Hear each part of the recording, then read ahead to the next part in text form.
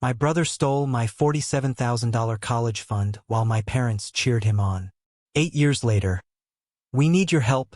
You're our only hope now. It all started when I was 16. My brother Marcus, who was 19 at the time and is now 27, has always been the star athlete in our family. Our parents basically built their entire identity around his football career.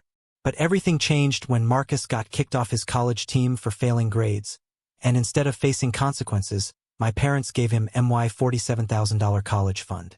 You'd think they would have been devastated, right? Wrong. Mom immediately started making excuses about how the coaching staff had it out for him. Dad nodded along like he always did when it came to Marcus. I remember sitting at the kitchen table when they broke the news. So let me get this straight, if I had failed out of college, they would have cut me off completely. But Marcus gets handed my entire future on a silver platter? When I got a B+ in chemistry, I lost my car privileges for 2 weeks. Marcus failed 3 classes his freshman year, and Mom bought him a brand new laptop to help him study better. The double standards were absolutely insane. His girlfriend Brianna was the definition of a gold digger. She'd been fired from 6 jobs in 2 years, but came over acting like my parents were her personal ATM. She'd say things like, "Oh my God, you guys are like the best parents ever," while clearly using Marcus for money. Growing up as the unfavored child messes with your head. For years, I wondered if I was the problem. I maintained a 4.0 GPA, joined debate team, volunteered at the animal shelter. Nothing worked. Marcus could burn the house down and they'd blame faulty wiring. 2 weeks after Marcus got kicked off the team, my parents called a family meeting. Marcus showed up an hour late, complaining about stress. Mom immediately made him his favorite sandwich. They made us sit in the living room, Mom and Dad on the big couch, Marcus in the recliner, and me on the wooden chair from the dining room. Even our seating was a metaphor for the family hierarchy. Then they dropped the bomb. They were giving Marcus my college fund so he could transfer schools. "It's just a loan," Mom said, not meeting my eyes. "Marcus will pay it back once he gets his degree and makes it to the NFL. I looked at Dad, hoping he would defend me. He just mumbled, "We'll figure out your college situation when the time comes. Maybe you can get scholarships." Marcus had the nerve to say, "Don't worry, little bro. When I make it big, I'll totally pay for your college." Then he laughed. "Plus, you're smart enough to get into a good school on merit anyway, right? How much are we talking about?" I asked, my voice cracking. Mom fidgeted with her wedding ring. "Well, honey, you know your college fund has been growing since you were little.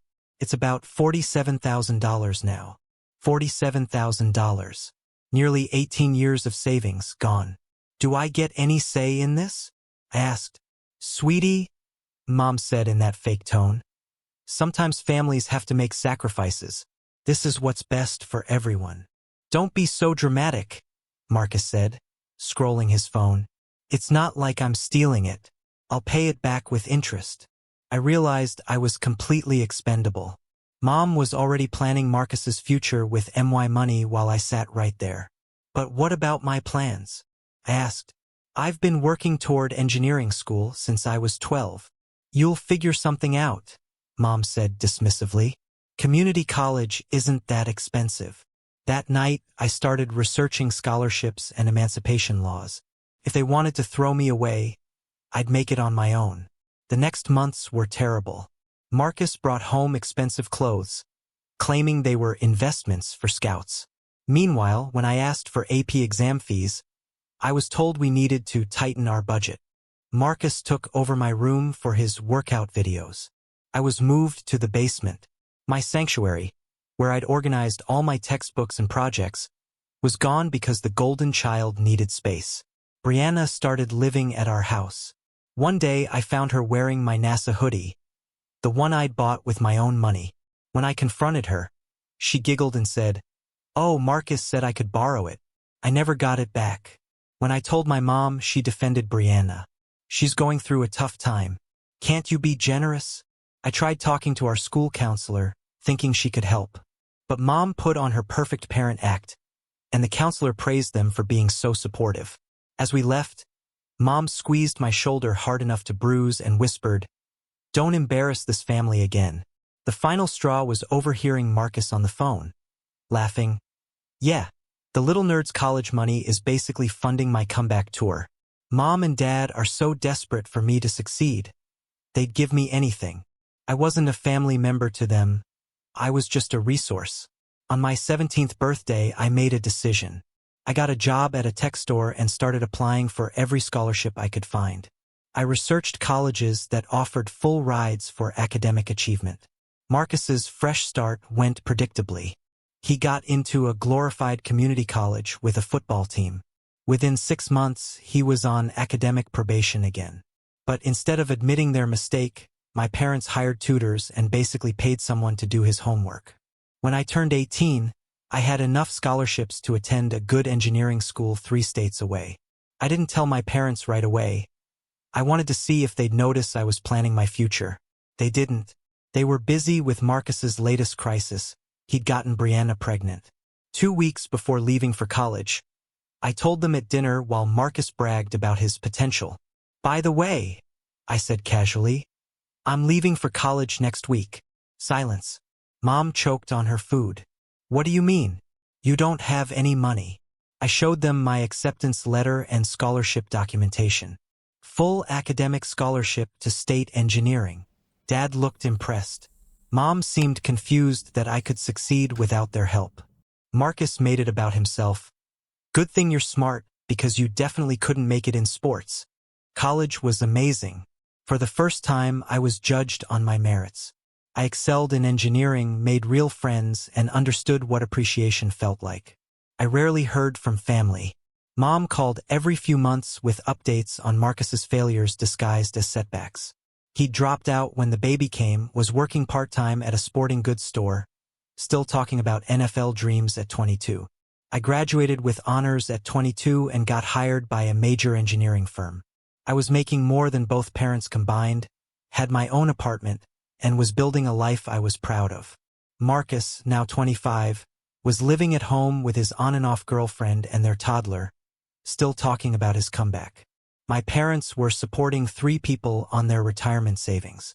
I came home for Christmas that year. My bedroom was now a nursery. There were no pictures of my graduation or achievements, but dozens of Marcus in his high school uniform from 7 years ago. At dinner, Marcus asked me for money. Since you're doing so well with your fancy job, maybe you could help your big brother out. My parents nodded encouragingly. No, I said simply. What do you mean, no? Mom asked. He's your brother. Family helps family. Where was that philosophy when you gave away my college fund? The table went silent. I left the next morning and didn't come back for 3 years. During those years, I got promoted twice, bought my own house, and started a serious relationship. I was genuinely happy.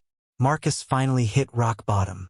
Brianna left him and moved across the country with their kid. He'd been fired from 3 jobs, was 26, living in his childhood bedroom, and had run out of enablers.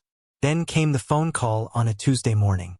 Your brother is in trouble, Mom said, voice shaking. He owes some bad people money. We've used up our retirement savings helping him, and now they're threatening to hurt him. I waited. Your father had a heart attack from the stress. Medical bills are piling up, and we're going to lose the house.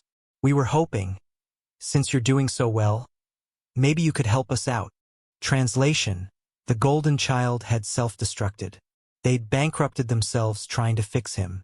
Now they remembered their other son. Part of me wanted to hang up and never speak to them again. But I thought about Dad, who'd never been strong enough to stand up for me but had never been cruel either. I called back and said I'd visit. I booked a hotel room. Walking into my childhood home felt surreal. The walls were covered with Marcus's failed athletic career and a few shots of his kid. I counted 3 photos of me in the entire house. Marcus looked defeated, avoiding eye contact. Dad, frail and older, gave me a long hug and whispered, I'm proud of what you've accomplished. The first time he'd ever said that. The numbers were staggering. Over $60,000 in debts, medical bills, and missed mortgage payments. We know it's a lot to ask, Mom said, but you're doing so well. We were hoping you could help your family. Marcus spoke up. I know I messed up, man. Maybe we could work something out where I pay you back gradually. I looked at them all. My enabling mother, my weak but sorry father, my brother finally facing consequences. I'll help, I said. Mom cried with relief. But I have conditions. First, Marcus gets a real job and proves he can keep it for 6 months before I pay his debts. Marcus's face fell. But the guys I owe money won't wait. Then you should have thought of that before borrowing money you couldn't pay back. Second, I pay medical bills and mortgage directly to providers. Nobody gets cash. Third, Mom, you're going to acknowledge what you did to me when we were kids. In writing. Mom looked shocked. I don't understand. We always treated you fairly. No. You stole my college fund to enable Marcus's failures. You consistently chose him over me. If you want my help, you acknowledge that. Dad surprised everyone. She's right to ask for that. We failed you, son.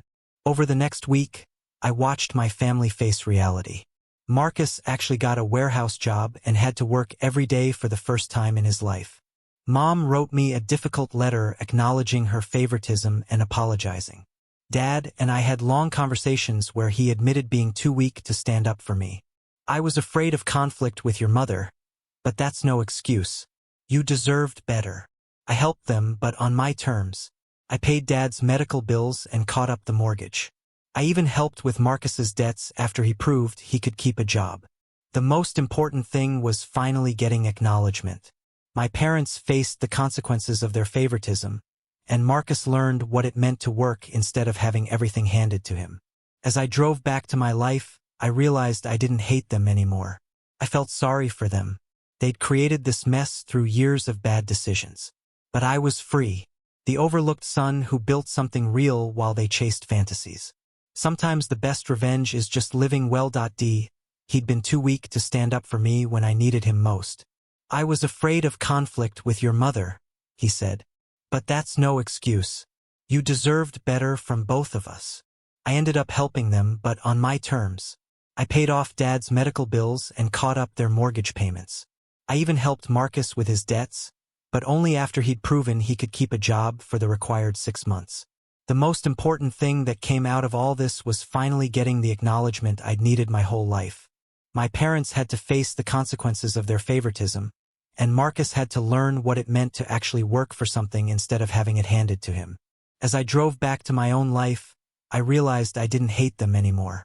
I felt sorry for them, actually. They'd created this mess through years of bad decisions and favoritism. But I was free, the overlooked son who had built something real while they were chasing fantasies. Maybe someday we'll have a real relationship. But for now, their recognition that they needed the child they'd thrown away was enough validation for me. Sometimes the best revenge is just living well.